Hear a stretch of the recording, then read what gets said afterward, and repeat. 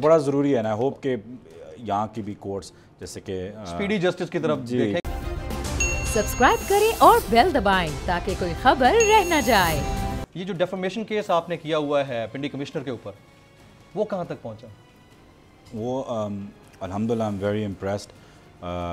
काफ़ी स्पीड से जा रहा है। उसकी 2 या 3 हियरिंग्स हो चुकी हैं।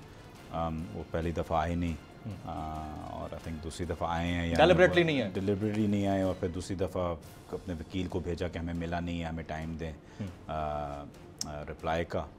तो आई थिंक वो कल परसों शायद एक और हियरिंग होगी, तो उसके बाद पता चल जाएगा कि इसका क्या ड्रॉप सीन क्या होता है, ये पता चल जाएगा। जी जो बड़ा ज़रूरी है ना। आई होप कि यहाँ की भी कोर्ट्स जैसे कि स्पीडी जस्टिस की तरफ देखेंगे। जस्टिस डिले ज़रूरी हो कि आप ऐसे किसी का नाम बिना वजह डाल नहीं सकते। हाँ। और अगर आपने डाला है तो आपको वजह बतानी होगी कि कोई वजह होगी कि जी जुल्फी बुखारी यहाँ थे क्योंकि उनकी फैमिली थी और उसका मतलब इनकी भी ज़मीन है, मतलब कोई लॉजिक होगी ना इसके पीछे। आपको ये पॉलिटिकल लगता है कि मामला पॉलिटिसाइज करके आपको उलझाने की कोशिश की गई? 100% एक कंस्पिरेसी थी जी।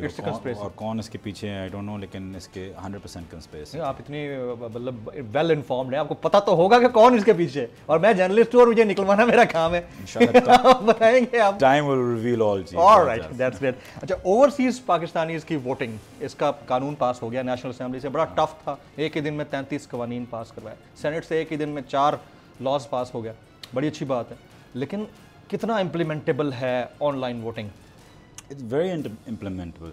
ये जो एक गलत नैरेटिव चल रहा है कि नहीं है, this is not true ji.